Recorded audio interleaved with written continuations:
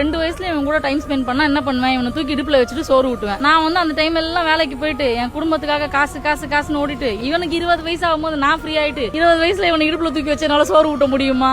முடியாது. அப்ப அவன் 2 வயசுல நான் அவனுக்கு என்ன பண்ணமோ அது ஆக்சுவலா அவனுக்கு நான் 2 வயசுல பண்ணிடணும். அவனுக்கு 20 வயசுல என்ன தேவையோ அப்பதான் என்னால 20 வயசுல அவனுக்கு அதை பண்ண முடியும். சோ நான் பேஸ்ல இருந்தே அவன் கூட இருந்தாதான் அவனுக்கு நான் அம்மான்றதே தெரியும். நான் யாராச்சும் ஒருத்தங்க கிட்ட இவனை கொடுத்துட்டு நீங்க வளர்த்துக்கங்க, நான் ஒரு பக்கம் நான் சம்பாதிக்கிறதுக்கு ஓடுறேன்னா காசு சேரும், பாசம் சேராது. இப்ப நீங்க இந்த குழந்தைக்காக காசு சேர்த்து வைக்கிறீங்க, பினான்சியலா நீங்க அந்த குழந்தைய வந்து ஒரு பெரிய ஆளா எடுத்துட்டு வந்து விட்டுலாம். பட் நீங்க ஆக்சுவலா அந்த குழந்தைக்கு என்ன தரணுமோ அதை மிஸ் பண்ணிடுறீங்க. அந்த இடத்துல அந்த குழந்தை உங்க கூட வந்து டைம் ஸ்பெண்ட் பண்ணணும்னு நினைக்குதுன்னா நீங்க அந்த இடத்துல அந்த குழந்தைகிட்ட டைம் ஸ்பெண்ட் பண்ணி தான் ஆகணும். அப்படி பண்ற மாதிரி இருந்தா தான் நீங்க குழந்தை பெத்துக்கிறதுக்கே ஒரு அர்த்தம். அதை விட்டுட்டு என்கிட்ட வந்து 4-5 குழந்தைய நான் பெத்து வச்சுப்பேன் ஆனா டைம் ஸ்பெண்ட் பண்ண மாட்டேன் அப்படின்னா நம்ம குழந்தை வந்து நமக்காக பெத்துக்கிறோம், அவங்களுக்காக நம்ம ஸ்பெண்ட் பண்ணல. எதுவுமே நம்ம வந்து அவங்க கூட இருக்கிறதுக்காக தான் அவங்க பெத்துக்கிறோம். 5 குழந்தை பெத்து வச்சு எதையுமே பார்க்க முடியாம இருக்கிறதுக்கு ஒரே ஒரு குழந்தைய பெத்து வச்சு அது கூட டைம் ஸ்பெண்ட் பண்ணா நிம்மதியா இருக்கும். ஒன்னா இருக்கணும், சந்தோஷமா இதே மாதிரி இருக்கணும்னா உங்க 2 பேருக்கும் சண்டைனா அதை நீங்க தான் பேசி தீர்த்துக்கணும். ஏன் அப்பா அம்மாவும் உள்ள வரக்கூடாது, அவங்க அப்பா அம்மாவும் வரக்கூடாது. ஏன்னா அவங்க எல்லாருமே தேர்ட் பர்சன் தான். ஒன்ஸ் உங்களுக்கு மேரேஜ் ஆயிடுச்சா நீங்க தான் அதை பேசி தீர்த்துக்கணும். அப்படி உங்களால அதை பேசி தீர்த்துக்கவே முடியல அப்படின்னும் போது உங்களுக்கு இந்த மாதிரி ஒரு குட்டி இருக்கும்ல, அதுக்காகவாவது நீங்க யோசிக்கணும். நீங்க செகண்ட் பார்ட்டா அவங்களை யோசிச்சீங்கன்னா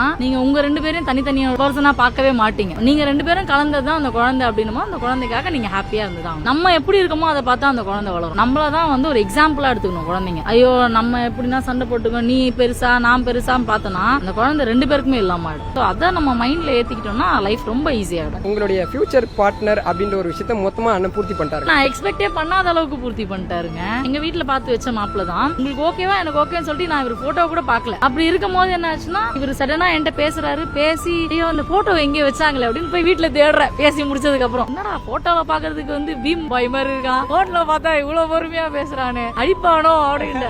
பட் ஸ்டில் நவ் அவர் என்ன வந்து அபியூசிவா ஒரு சின்ன வார்த்தை கூட பேசினதே கிடையாது. சின்னதா நம்ம ஜெனரலா கான்வர்சேஷன்ல ஃப்ரெண்ட்ஸும் கூட பேசிப்போம், அந்த மாதிரி ஒரு கெட்ட வார்த்தை கூட என் மேல அவர் யூஸ் பண்ணது கிடையாது. இன்னும் உங்களை பைத்தியம் கூட சொன்னது இல்ல. நான் அவங்க மனுஷன் டீ டோட்டல் இருங்க, வெத்தலை பாக்கு கூட போட மாட்டாரு. ஆளை பார்த்தா இப்படி இருக்காரு கிடையாது. இந்த பழக்கமே கிடையாது. டைம் ஸ்பெண்ட் பண்றோம்னு ஒரு விஷயம் எந்த பேரண்ட்ஸுமே குழந்தைங்கிட்ட பண்றது கிடையாது மேக்ஸிமம். ஆனா நீங்க அந்த டைம் ஸ்பெண்ட் பண்ற விஷயத்த எவ்வளவு இம்பார்ட்டன்டா பண்றீங்க? கண்டிப்பா டைம் ஸ்பெண்ட் பண்ணி தான் ஆகணும். இப்போ இவனை வந்து நான் ஒரு 2 வயசுல இவன் கூட டைம் ஸ்பெண்ட் பண்ணா என்ன பண்ணுவேன், இவனை தூக்கி இடுப்புல வச்சுட்டு சோறு ஊட்டுவேன். நான் வந்து அந்த டைம் எல்லாம் வேலைக்கு போயிட்டு என் குடும்பத்துக்காக காசு காசு காசுன்னு ஓடிட்டு இவனுக்கு 20 வயசு ஆகும்போது நான் ஃப்ரீ ஆயிட்டு 20 வயசுல இவனை இடுப்புல தூக்கி வச்சனால சோறு ஊட்ட முடியுமா?